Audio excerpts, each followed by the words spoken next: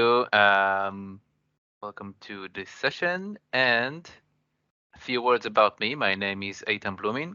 I work at Madeira Data Solutions, which is the leading consulting company in Israel for Microsoft Data Platform. I also co-host the SQL Server Radio together with Guy Glunter. You can find me on Twitter and on LinkedIn and on Facebook. By the way, I'm also an MVP since 2019, I think. No, 2020. Shit, I forgot. Sorry. I think 2020. Anyways, I have a personal website, eitanplumi.com. This is basically my official blog where I publish most of my stuff.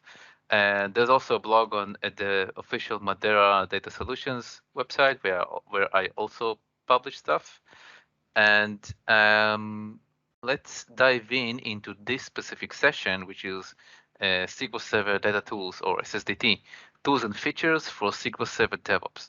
So a few words about what this is about and who is it for.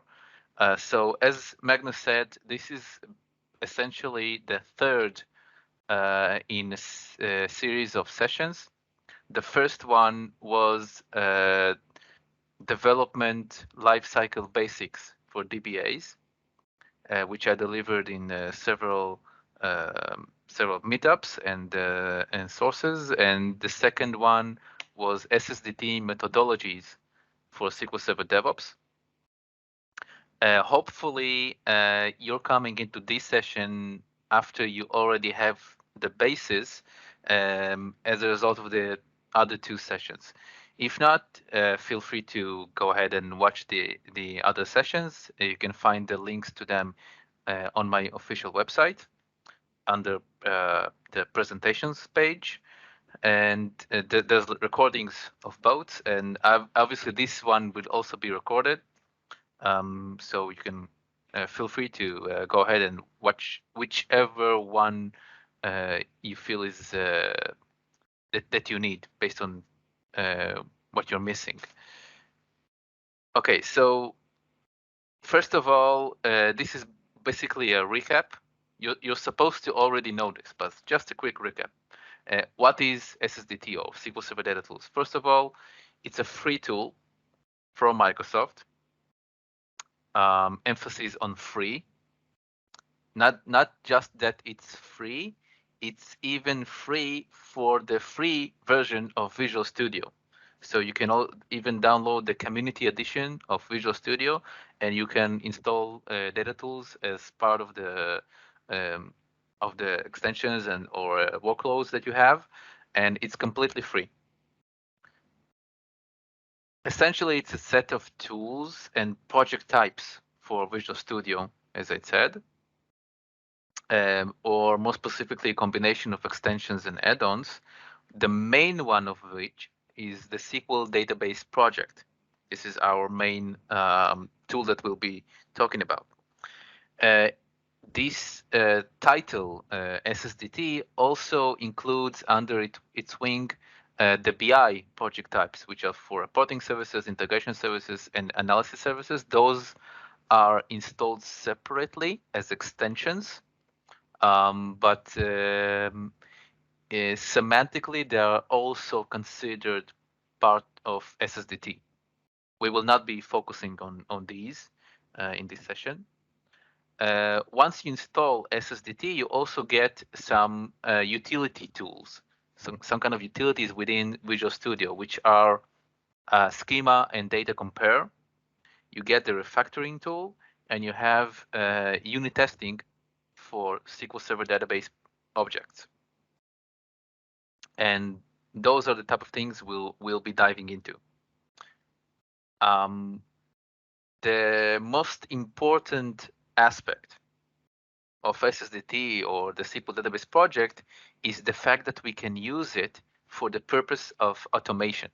And automation is the bread and butter of DevOps.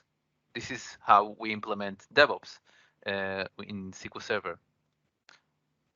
So in order to have automation, we need to know how to do automation with SSDT. So That would include command lines command line utilities like msbuild. It would include utilizing the artifact as a result of that build. In this case, it's a DACPAC file.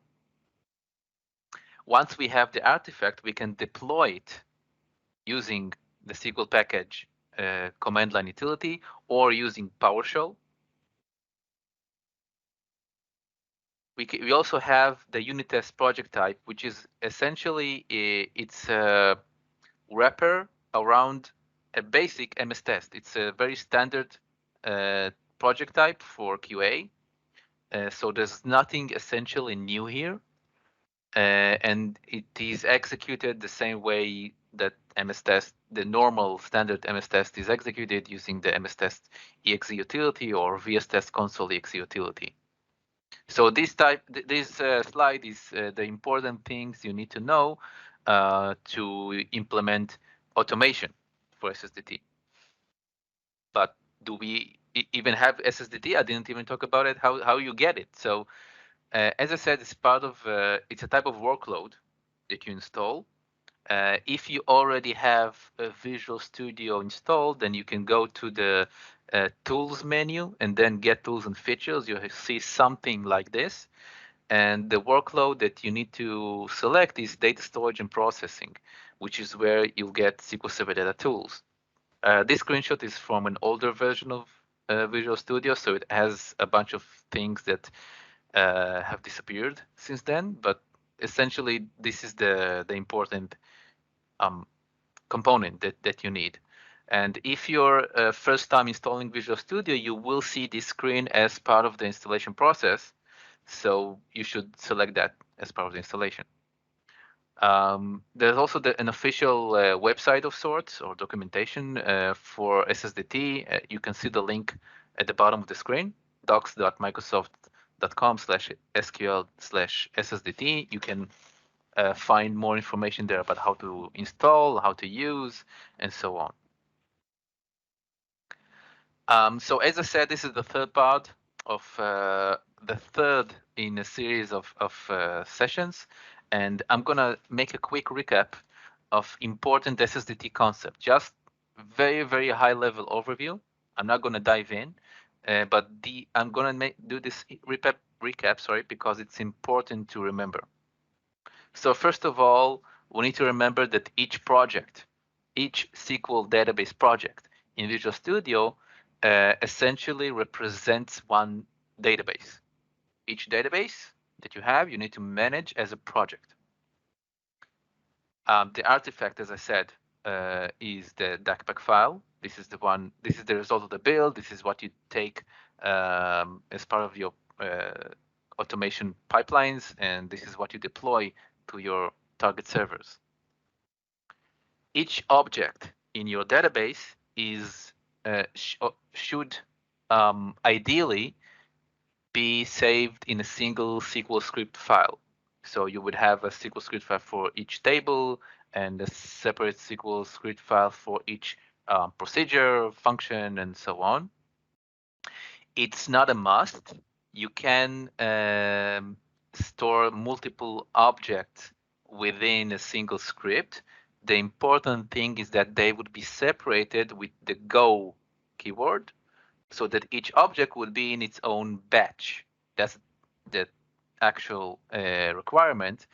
But if you save them, if you split them to as many files, separate files as possible, it would usually make it easier for you to manage your project in terms of source control.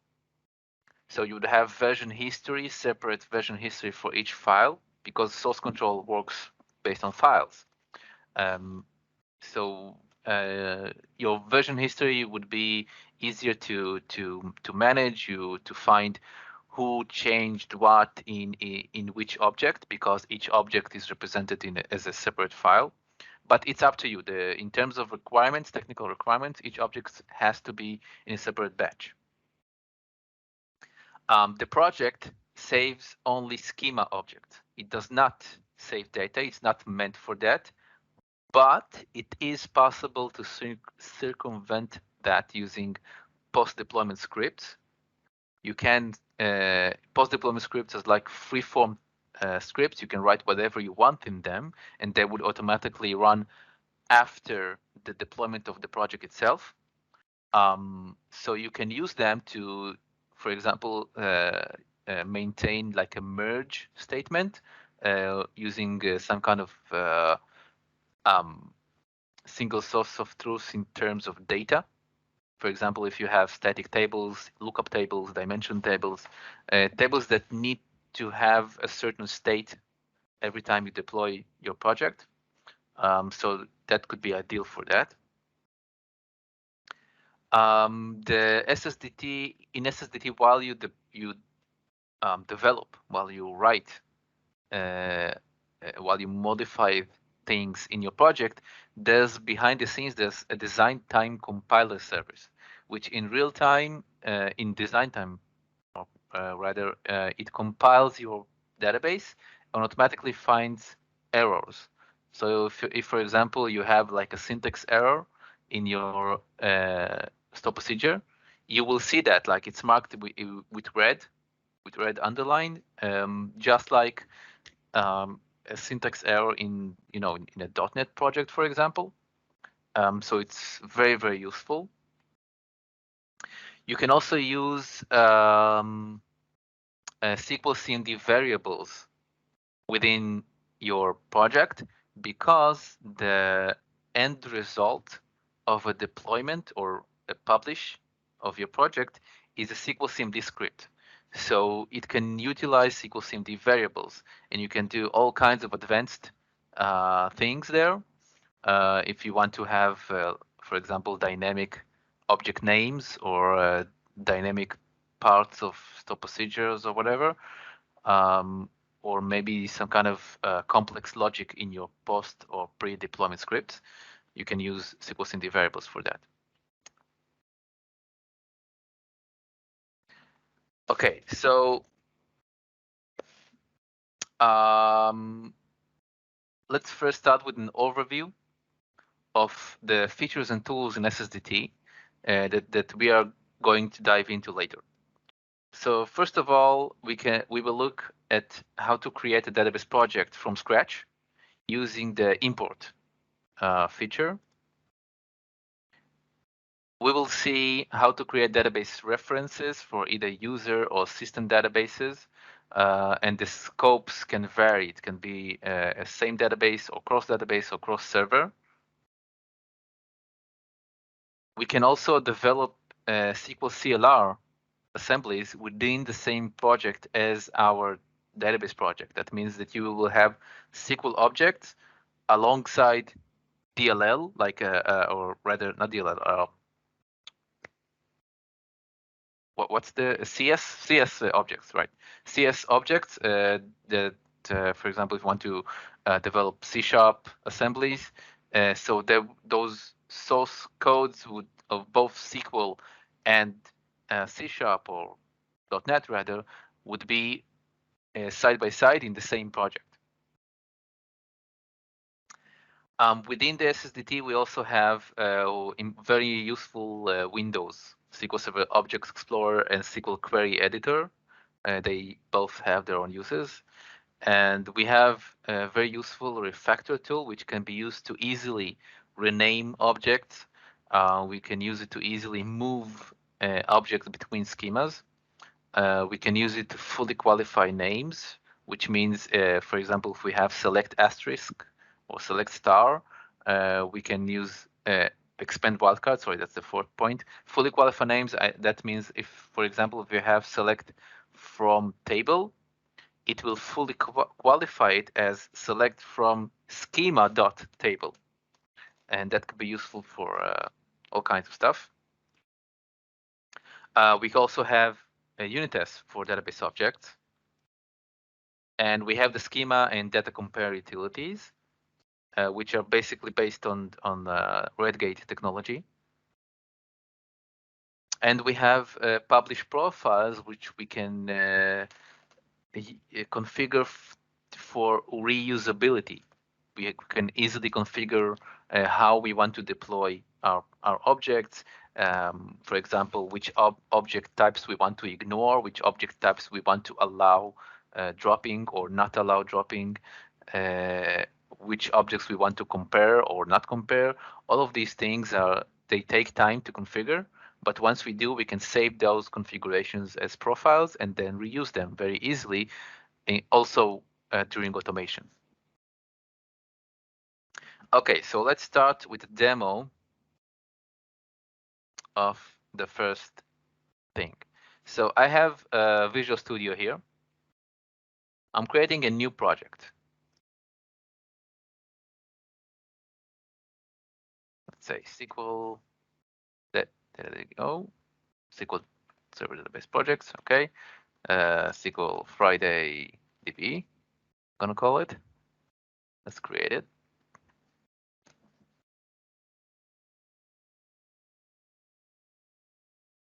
If there are any questions about the things I talked about so far, now's the time.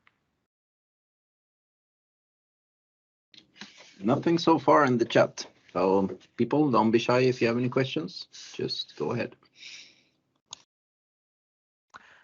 Okay, so until then, so we have our project. It is currently empty, of course.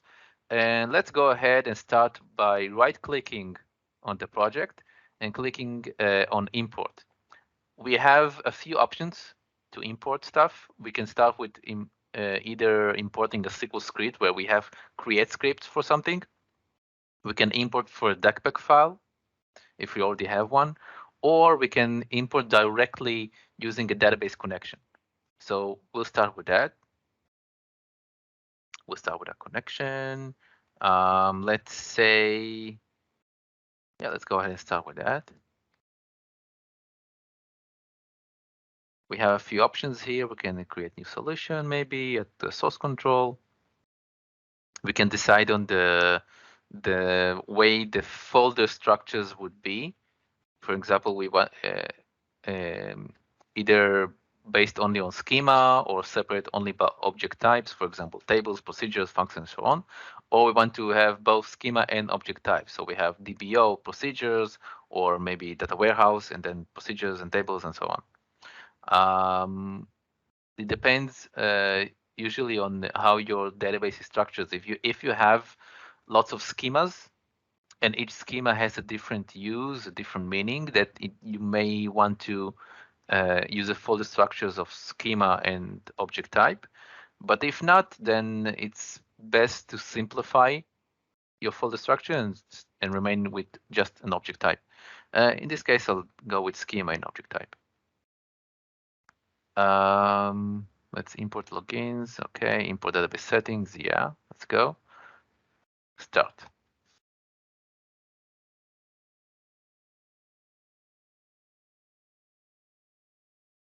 Still time for questions.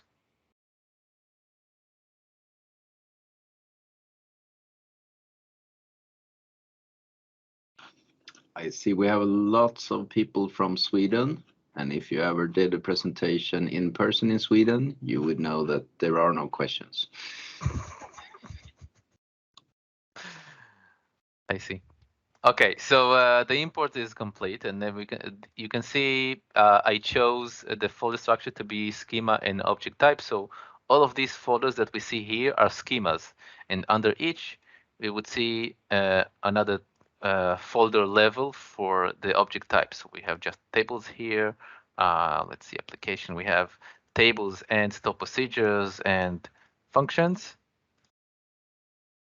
Yeah, okay, so that's pretty cool. So SSDT created for us essentially the project, and we can now use this project, save it to source control, and manage, version history, branching, code reviews, pull requests, the whole shindig, just from this point forward.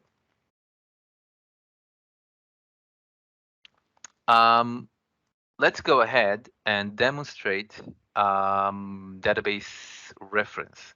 So let's say, for example,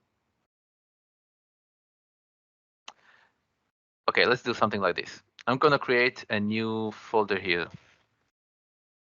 Stored procedures. And here I'm going to create a new store procedure, which I'm going to call SQL Friday demo.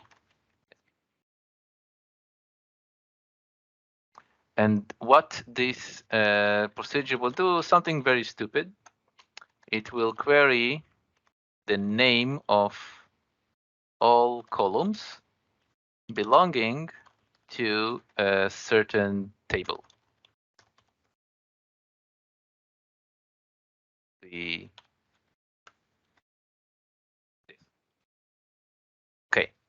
very simple, very stupid, but very simple. The problem here is that sys columns is not recognized. As you can see, the Visual Studio itself automatically detects it very, very quickly. This is the design time compiler service thing. We should also see it in the errors as well as an unresolved reference to object. There's obviously lots of use cases where store procedures and functions and maybe even views need to reference system objects.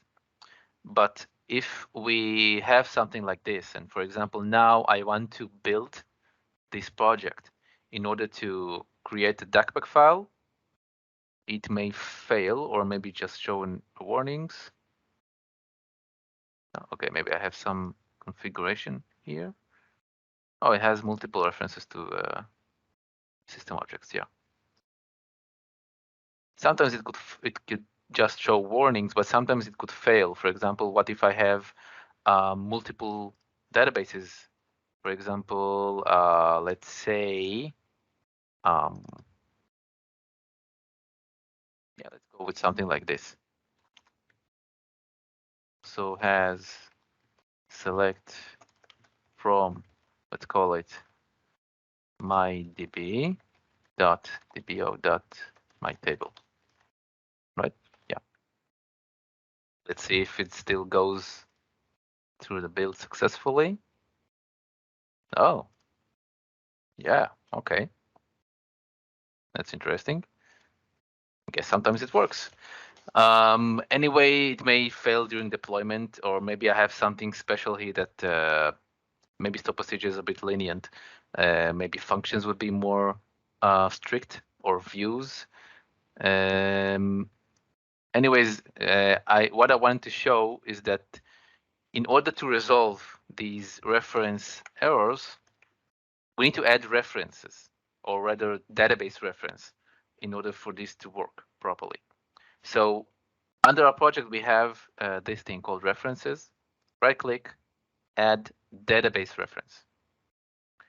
And if we want to have a reference to system objects, for example, sys columns or sys whatever, so we can add a reference to a system database, which is either master or MSDB. In this case, this is in master.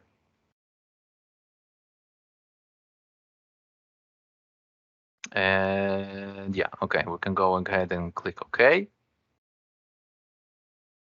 And maybe rebuild. Oh, not yet complete. Okay, it's rebuilding the model.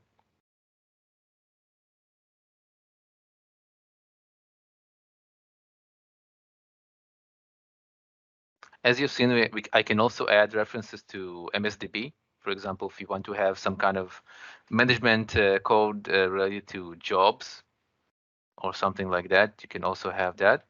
Or you can add references to other databases, other user databases, either from a DACPAC file or a different project within the same solution. That is also possible. As you can see, the reference errors have disappeared here. So this is an example of database references. Database references can have, we can create those on several scopes or locations. We have either it's in the different database on the same server, which is what we just did using the master database, or we can have reference to another database in another server, and then we would access it using linked servers. Or we can even theoretically split a database, one database, to multiple projects, and they would have references to each other, knowing that these objects reside within the same database. That is also possible and has its uses. We also have an example here.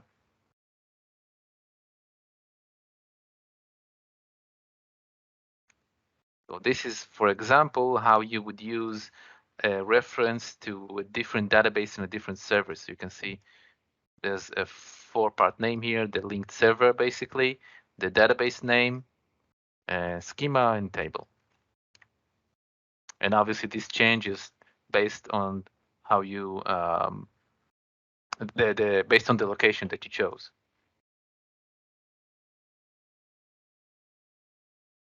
Okay, cool.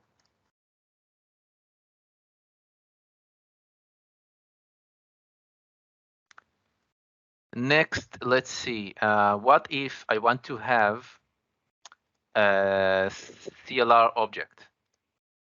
So let's create a store procedure, but not just any store procedure, but a CLR store procedure, SQL CLR store procedure.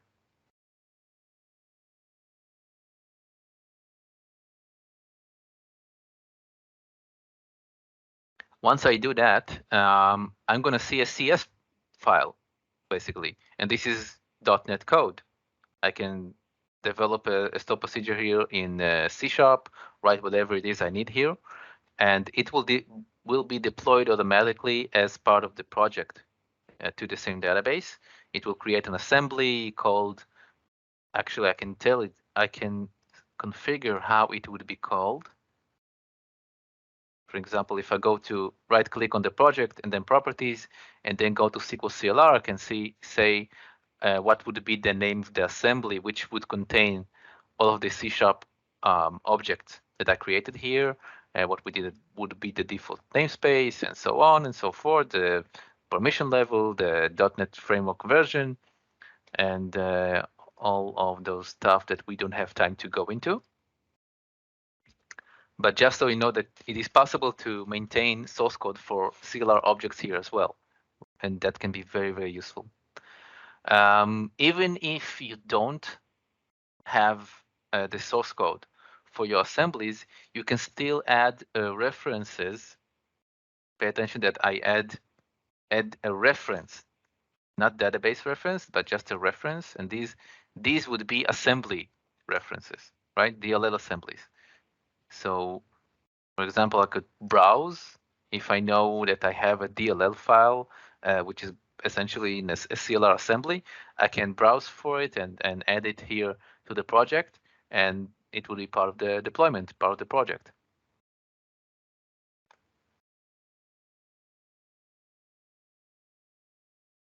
Okay, next one. Next up is the SQL Server Query Editor. So let's see, do I have the window here open? I don't see it. Let's open it then.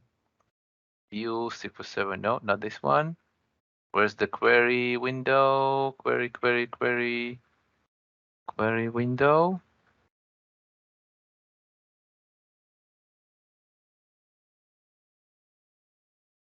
Maybe in Tools, SQL Server. There it is, new query.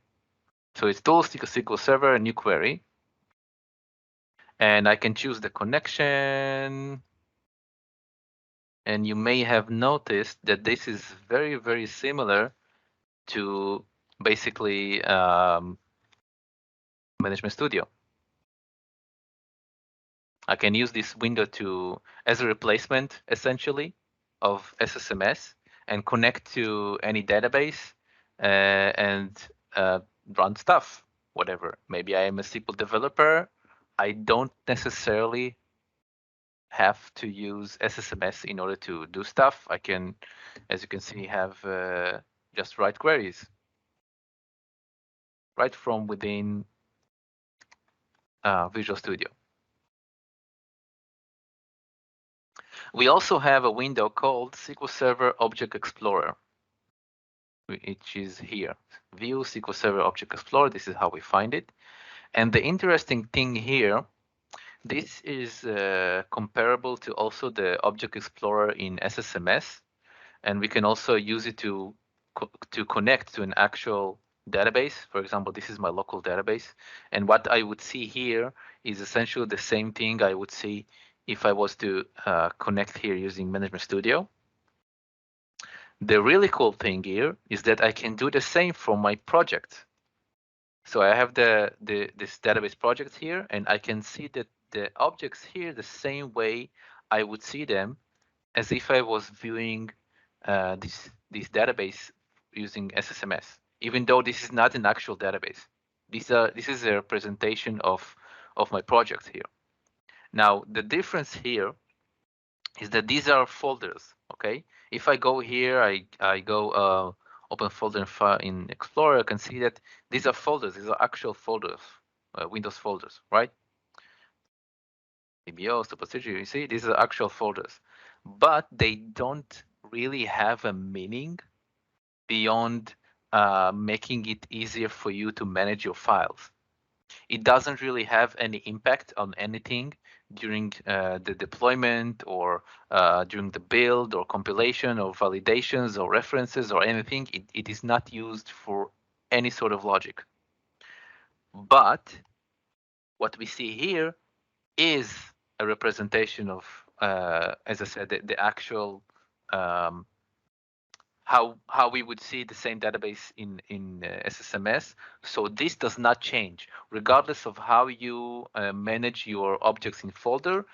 This structure will not change. Another thing that this Object Explorer can be used is from here we can also right-click and either create unit tests. For example, if I selected some kind of programmability object, like a store procedure or a function, or I can also use the Refactor tool from here to do all kinds of stuff, like renaming objects, moving them to a different schema, fully qualify them in store procedures and so on. And let's say that I have a bunch of objects here.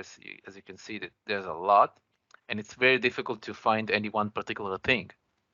So in this, let's say I did find the object in the Solution Explorer window, I can right-click and click on View in Object Explorer.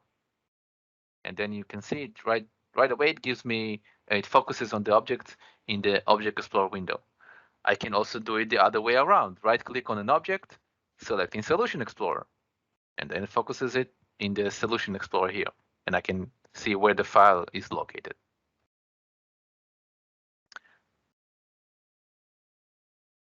Oh, okay, this is a new one. I can see that, yeah, we can create new unit tests from here as well. Maybe it's something for and Refactor to also. I guess it's a new feature of the Visual Studio, the new version of Visual Studio. I have Visual Studio 2022, by the way, so it may be a new feature. In previous versions, we did not have these, the create unit tests and the Refactor thing, right from here, from the Solution Explorer. It was available only here in the Object Explorer, but I guess they changed it. So that's pretty cool. Next up is the Refactor tool. Okay, so let's say that I have a table. Let's say sales orders, okay? And this is a very important table. It's a very central table. It is referenced by many store procedures and views and functions and foreign keys and whatever and whatnot. And let's say one day one of these columns has to change names. So if I was to, let's say, I'm going to double click this thing. This is the source file of this table, okay? If I was to go right here and let's say change this one to this thing, okay? What would happen here is that during deployment, SSDT or rather SQL package, the SQL package utility would see, okay, would compare the two tables would compare the table at the live database against the table in the DACPAC file and say, okay, in the target database, I have a column here called last edited by, which is between this column and this column. But in the DACPAC file, I don't have that column. So that means I need to drop it. I have another column, which means I need to add it. But because it is in the middle of the column list, that means that it will have to rebuild the table entirely. This is very bad during deployment, especially if your table is a central table. There's lots of objects dependent on it, and it's or it's a very large table. So doing something like this would take a very long time, and obviously there's a risk here of data loss because I didn't actually drop it a column and add the new one. I have data in that old column which I want to retain. So I'm going to undo this change and do it the right way. The right way to do it is using the Refactor tool. So this is the column I wanted to change, right? I can right click on it, Refactor, rename. And now I can give it a new name. Click OK. And I can also select the preview changes. And once I do that, SSDT will automatically detect all of the dependencies for this column. That includes foreign keys, store procedures. Let's say that's another store procedure, store procedure, store procedure, store procedure. And if I had like a view, it will detect the view as well. It even detects extended properties as a dependency. And I can just click apply for all of these, and it would change all of the dependent files very easily. And what it would also do is, let's see, there it is. It creates a file called with an extension called Refactor log. And this is basically an XML file, which is a history of all of your refactored elements, refactored objects and names and columns and whatever. And this refactor log would be used automatically during deployment. It is an integral part of your project, and it will automatically be used during deployment. And once during deployment it is detected that a refactor renaming or refactor operation was not applied yet, it would apply it the smart way, basically, not using drop and create, but using SP rename without breaking anything, without having to rebuild any object. Very useful, works very, very well, very important to remember to use it instead of directly changing your objects. Okay?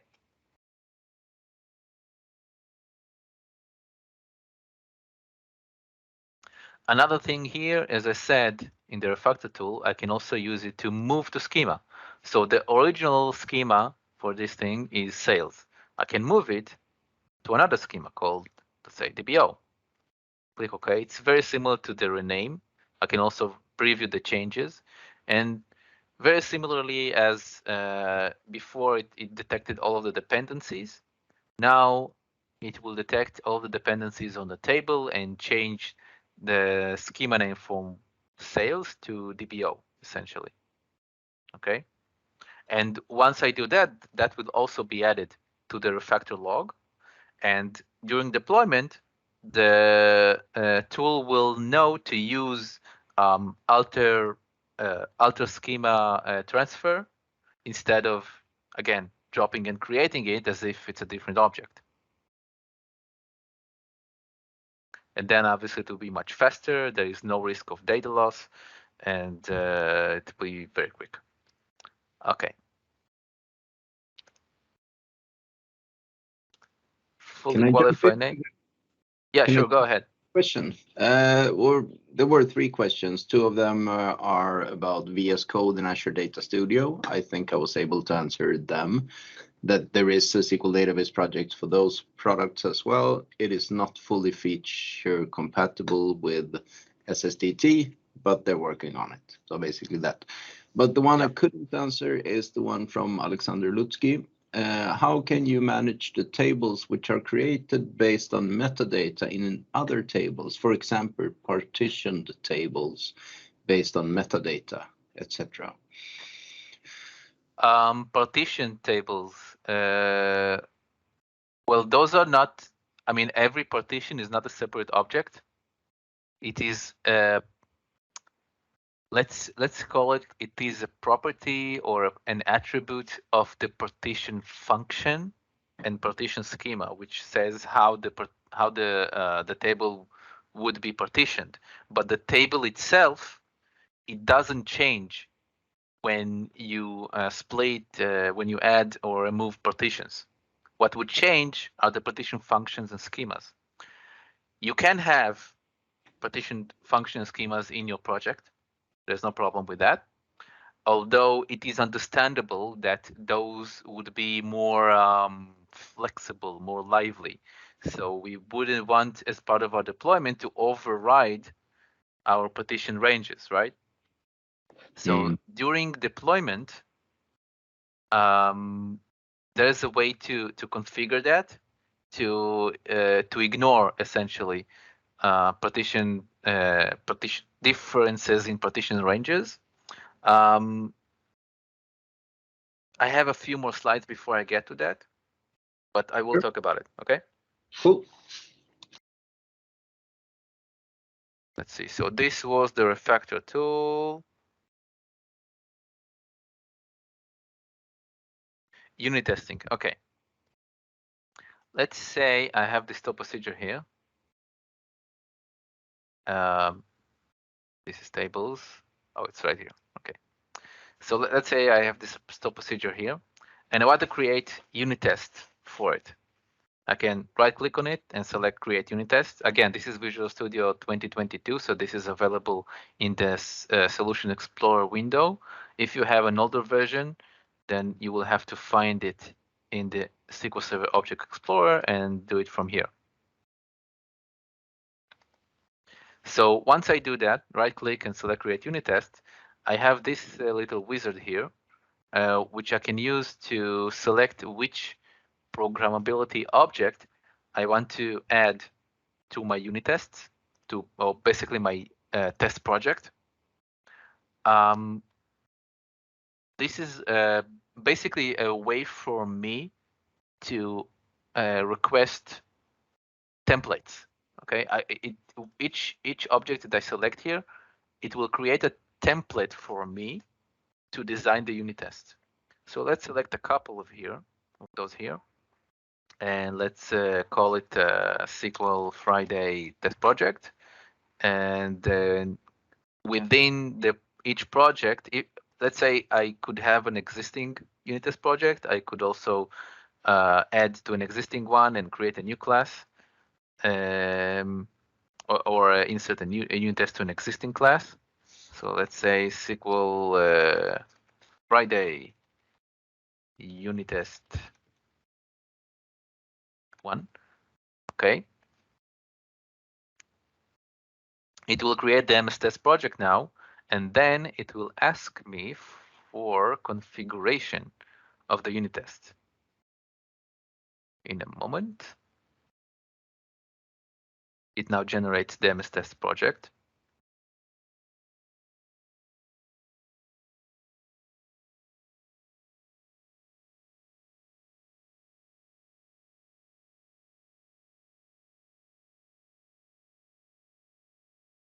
Taking a while. While it's creating, I have worked a bit with the unit test projects, and I found this was in Visual Studio 2019. I found that I had some memory leaks when I designed a test, ran the test, changed the test, and reran it. If I just reran the test, it would be okay. But if I made a change to the test and then reran, I would have a memory leak. So basically, Visual Studio would eat up, whatever is the max memory for a 32-bit application, and then it would crash for me. Not always, so it wasn't consistent, but very often. At least once a day, I had a crash of Visual Studio, which was a bit annoying. I still liked the functionality, so I used it, but it bugged me a bit. I don't know if you have had the same experience or not. No, I didn't actually. I actually didn't. It failed for some reason. It says I have an error somewhere in my project.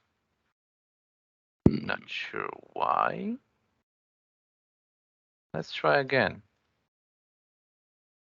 Let's have a different, wait, it didn't create the project, right? Okay.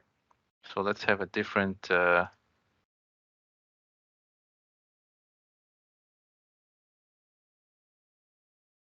create unit test. Let's try again.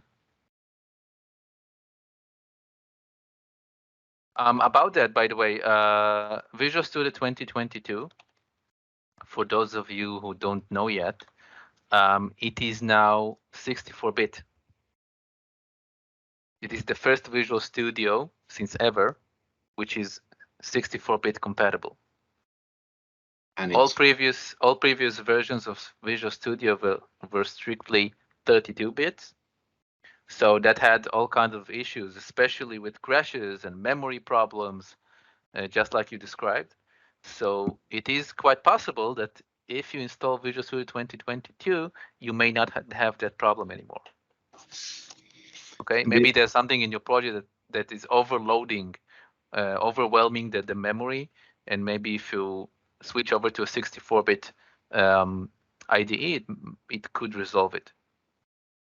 And this is fantastic news, because I mean, in reality, big systems have solutions which are sometimes monsters. You have like 60 projects in a solution. True. It will consume memory when you build or have cross references between them. So this is great. Yes. About time. Okay, so this is the configuration that I was talking about. You can configure here the selection, the connection, sorry, in which the unit test would be executed. You have to select you must have a connection configured for this, because unit tests are executed against a live database. You can't run unit tests on just a project, like a dry project, which is just a bunch of SQL files. You gotta have some kind of live database where stuff can be executed, where you have a SQL database engine. So this is what you configure here. You can also configure a secondary connection to validate unit tests. You can use these, for example, if you have a difference in logic based on permissions, for example. Let's say you could create the first connection as using a login with limited permissions, and the secondary data connection using a login with wider permissions, and it would use both of these connections to validate the same results from the unit tests. You can also choose to automatically deploy your database project as part of executing your unit tests, and all kinds of configurations, which project, which deployment configuration. I'm not going to go into that right now. Let's go with just the basics for now.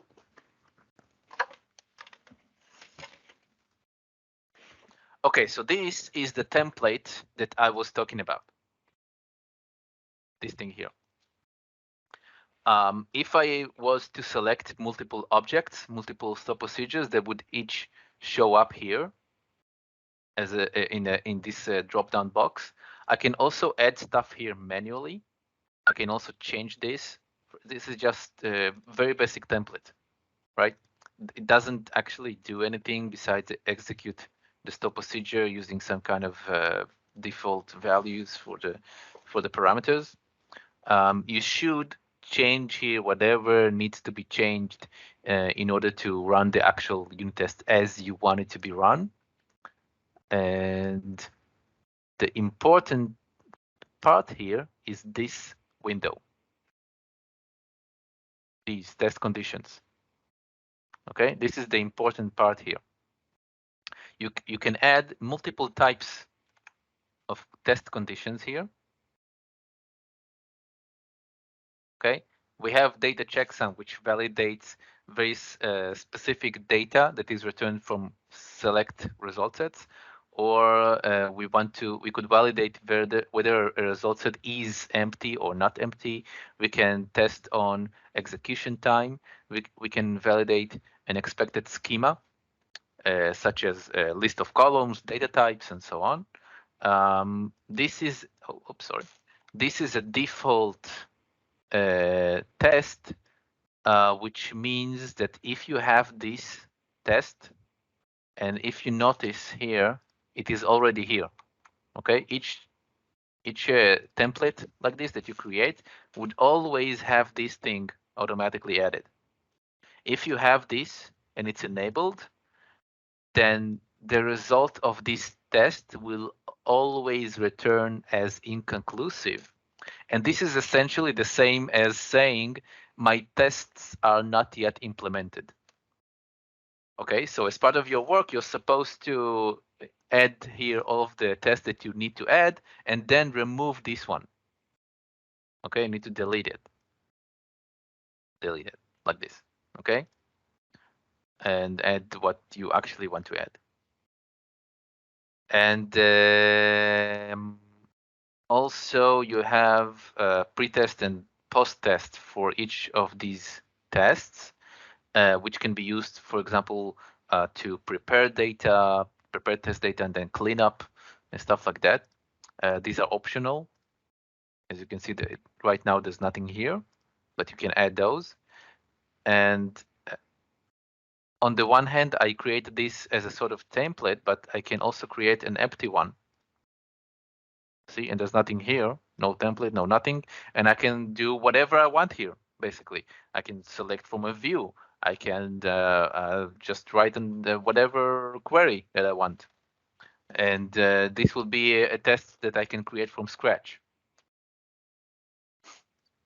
Unfortunately, I don't have enough time to go too deeply into this. We have to move forward, but you can feel free to go ahead and play around with this. This is a very, very useful tool, very important when you're implementing automation for your project, and I strongly recommend using it. Next up, we have schema compare and data compare. So we have them over tools, SQL Server, new data comparison, and schema comparison. So let's start with the schema comparison. I can select the source and the target. And for those of you who may notice, this is basically the same as the Redgate SQL schema compare and data compare, because it is based on the same technology, except that this one is free. And I can select as a source, for example, or a target, one of my projects. If I have one or more projects here, database projects, I can select them as a source or target, or a DocPack file if I have one. So let's say I'm choosing my project as a source and a database as a target. Click OK, and then compare. And I'll see all of the changes, the differences rather, between the project and the database. And then I could pick and choose which changes I may want to apply. Go ahead. There's also, while it loads, I'll also talk about the fact that we also have this thing here, which controls the options of the comparison, which essentially tell the comparison tool which, okay, this is weird. We can see some bugs here in Visual Studio. Okay. Which objects to ignore, which objects to drop or not drop, which to alter or not alter. It is very, very, very flexible. Assuming that it works. There you go. We can choose which objects to compare or not to compare if we want to ignore certain object types. And as you can see, we can see here each difference. We have difference in permissions here for some reason. We have the column, which I renamed, and so on and so forth. Similarly, we also have data comparison. And in this case, I obviously cannot choose a project as a source or target because I don't have data in the project. But I can choose different databases. Let's go with this one and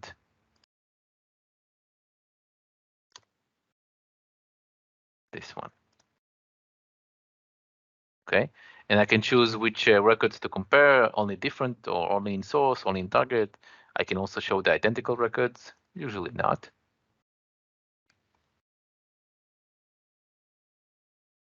See that I am short on time, but I have just one more feature after that. Okay, and I can choose which tables to compare, and I can even select which comparison key to use. And that basically means some kind of unique constraint, unique index, whether it's a primary key or some other kind of unique index. And see that I only have primary keys here. But if I had a table with both a primary key and a unique index, this would become a drop-down box, and I could choose which one I want. And I can also choose which columns to compare by, which tables, which columns, and so on.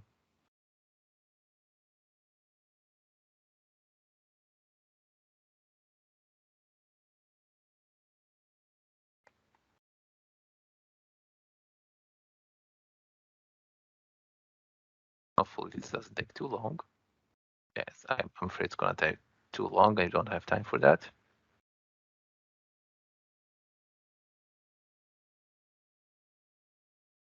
Let's just select one table. It found that everything is identical, which is understandable. But if I had a difference, I could see what was different, as in both size but different, or only in source, only in target. I could see all the data here and choose to update the target or just generate script if I want to see it in a script form. And it's very useful. This is basically the same thing as the Redgate tools. Next up is the publish tool, and this is going to be the last one. I know I am now over time. If I right click on a project and select publish, I can see this dialog box. I can use this to choose the target where I want to publish, and this is a manual publish, right? Right now I'm manually as if publishing a database. The important thing here is that I can also manage this profile. And if I click advanced, I can see all kinds of options here, which make this operation very, very flexible and very configurable. I can choose what to compare, what not to compare. And this would also include partitions, as mentioned earlier. I think it might be here if I remember correctly, partition schemes. Partition schemes, for example. I think there was another thing somewhere. No, there's something else. Partition schemes. Exclude, ignore.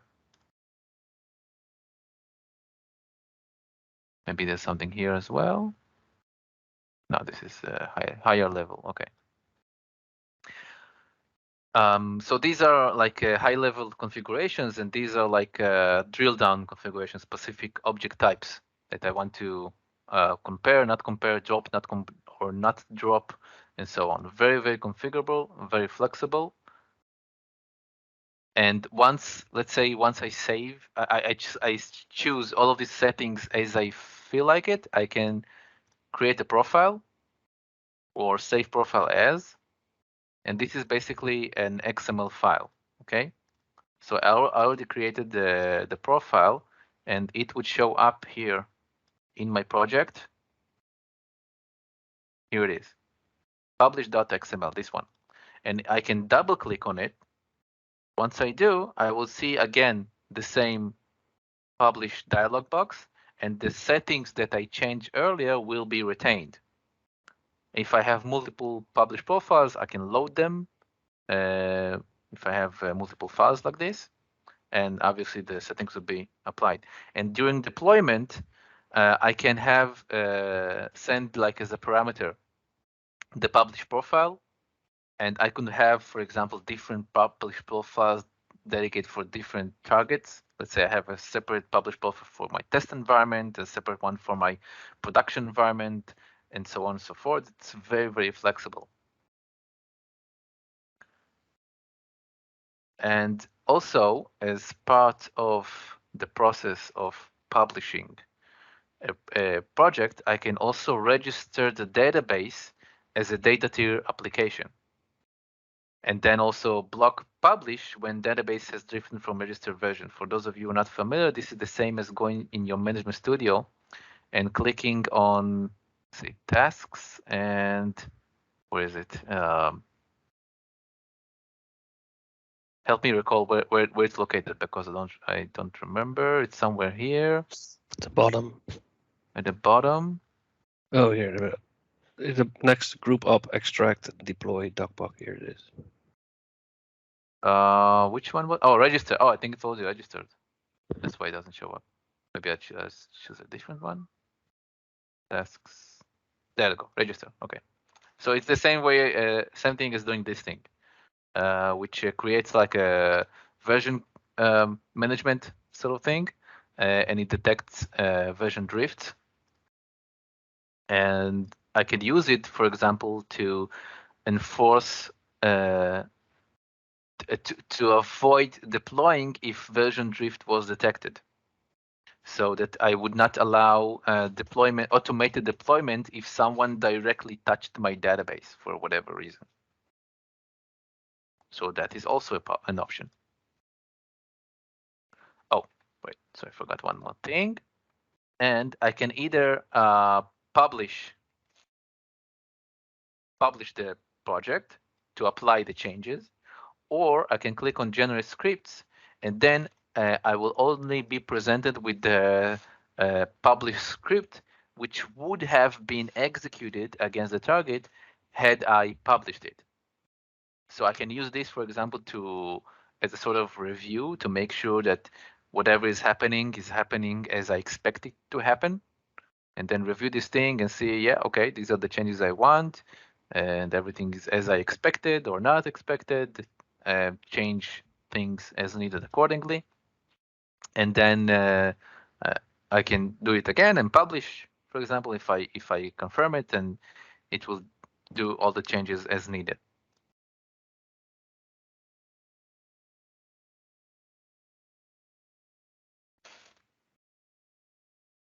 And I think that's about it. Oh, sorry, that's not what I want to do. I wanted to do.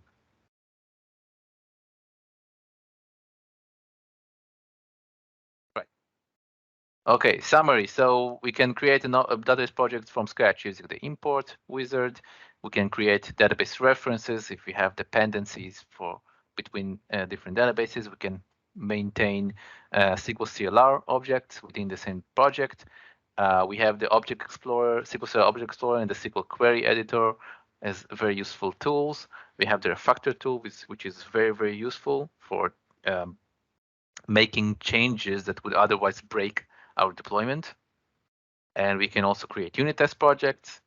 We have schema and data compare, and we have published profiles, which are very useful for automation. So there are a few common issues which are experienced by people that I talk to. I'm afraid I don't have a lot of time to go too deeply into this. But I'm gonna say in short that in order to, most commonly, there are object reference errors, which should be fixed by adding database references as needed, and removing the local database from free-part names, as in you may have stored procedures or views that reference the database itself.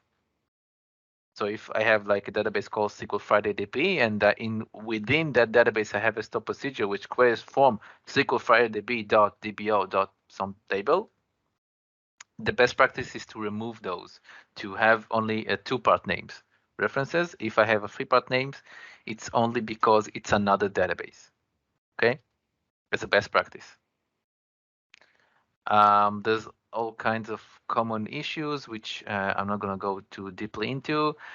Pre and post deployment scripts are very, very useful for all kinds of edge cases, such as maintaining source control for data, for static tables and lookup tables and so on, but also other edge cases, which I don't have much time to go into. But in general, it's important to remember and keep in mind that sometimes you may have very abnormal deployment use cases, which may be much easier to implement using traditional manual migration scripts. Just write a script to do it, whatever it is that you need to do. Maybe, I don't know, you want to normalize a table, for example. That is a complicated use case. It is very, very difficult to do traditionally in SSDT. But if you just write a script, run it one time, then it will be fairly easy. So it is understandable, it's okay. And what you would do in such a case is usually you, as a DBA, you would manually do these changes in your server, target server. Meanwhile, in your SSD source control, you would make the changes so that you would reach it, the project would represent your desired end state after the change, whichever change you made. And then next time the CI/CD pipeline would run, whatever automation it is that you have, it would see that the end state in this project is identical to the current state of the production, so it would not actually do any change. That's a practice. It's very acceptable. It is understandable. It would be needed sometimes. But I'm talking about abnormal deployment use cases. Usually common daily development, SSD will still be ideal for it, as well as it's the way it deploys changes to your target. Common daily development, it's still ideal for that. Whatever is abnormal requires abnormal solutions. Whatever is common requires common tools. CI/CD, okay, I already spoke about this one. You can see additional links and resources on the screen for more information about automating SSDT deployments. It supports any CI/CD platform because it is based on either command line tools such as SQL package, MS Build, and so on, or PowerShell, which is supported by virtually all automation platforms. Essentially, it doesn't matter which platform you use because it is either way it is a wrapper. The preferred solution is that you would speak to your DevOps team or DevOps personnel and see which tool they are already using, and just go towards them and tell them, go to their comfort zone basically, and tell them whichever this thing is that you're already comfortable with and you're familiar with, it's okay. SSDT can work with it. There's a way to do this. There's also, for example, a sample YAML file created by Sandra Studd at his GitHub. He has a bunch of templates and examples in his GitHub account. Very useful. Strongly recommended to find Sandra Studd's GitHub account. And your next steps would be, after this session, to go ahead and install SSDT, import your database into a project, and start to play around with it. You can also clone this repository from the Modera Data GitHub, which is basically a wide world importance, porters, sorry. This is for you to play around with, just familiarize yourself with the tool and the environment. When you import your database, you would usually have a bunch of database reference errors, especially if it's an old database which never went through source control before. It is expected that you will see lots of database reference errors. You would have to resolve those. Use the Refactor tool. Learn to use the Refactor tool in order to make complicated changes that would require rebuilding objects or very complicated migration scripts otherwise.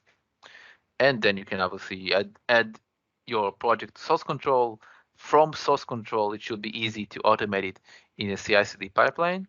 And don't forget to test. Very important to test. You can manually publish your project directly from your Visual Studio project, for example, to your local database, local host, or to a test server, staging server. Very important to test your pipelines, test your deployments, and once you do, you should also automate your tests.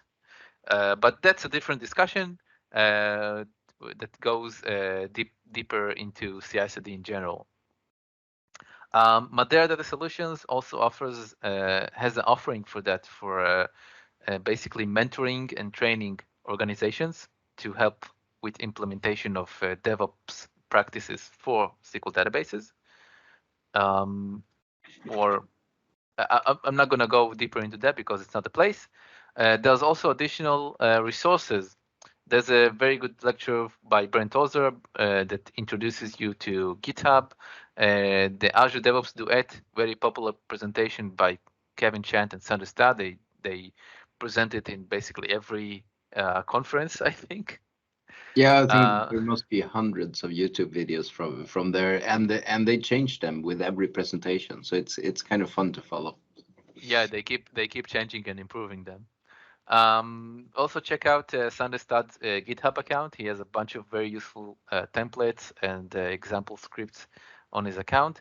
Alex Yetz has an excellent presentation delivered here on SQL Friday called Zero Downtime Database Deployments. It's a higher level session, but it has lots of best practices and very useful approaches to how you would deploy database changes with zero downtime. Very, very interesting presentation. And of course, there's the official Microsoft resources for the main SSDT project, but also the project-oriented offline database development section, which is basically it's a huge guide in and of itself of how to use SSDT for development and deployment. It has everything I said and much more, if you want to go in detail. And this is a very popular topic, so there's more resources created every day. Just keep your eye out. And that's it. That was me. Now it's time for questions, if there are any. I have been answering some questions. Let's see if there's still. Yes. How can we delete old data, historical data from source control database? Old data? You mean old objects? I think it might be actually. I mean, you could have some data in the post deploy, I guess. But the way I understand the question, it's more a question about how you can purge old versions from source control. So I think it will depend on which source control you use, basically. Yeah, it depends on this. It's a source control question rather than an SSDT question. Yeah, I think so. So I mean, if you use Git, look at the Git documentation if it's possible to do it or not. So. Yeah, I think it should be possible. Yeah. I hope so. I can't tell you right now how. I think I saw it somewhere in some guide sometime, but it should be possible. We have a question. Will there be a follow-up that takes us deeper into the unit testing and the automation and deploy process? So will there be a part 4? It is planned. Unfortunately, I don't currently have time yet to flesh it out. It is planned. Yeah, it's in my backlog. Yeah. To do a session on the deployments themselves, for example, using Azure DevOps. and also going deeper into unit tests. There are, first of all, there are all kinds of other sessions available. I'm not the only one delivering sessions about this topic. If you search YouTube or Google, whatever, I'm sure you can find lots of sessions on this topic, both on how to deploy using, for example, Azure DevOps, and also how to work with unit tests.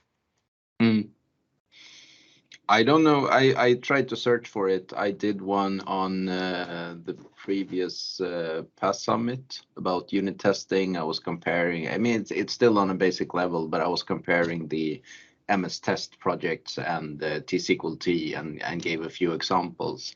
I think to become good at unit testing, you have to do unit testing. There is only so much to learn from watching someone else do it, actually. Yeah, that's true. That's true. Practice makes perfect. Yeah, and for T-SQL-T, if you want to use that for unit testing, there are tons of resources and samples on the T-SQL-T website, but it doesn't have the same. I think the MS test projects are better integrated with the Visual Studio. Definitely, yeah. Eitan, thank you so much for coming to SQL Friday. And thank you for having me. If you do come up with a part 4, then I hope you submit it to the next season of SQL Friday. Sure, gladly.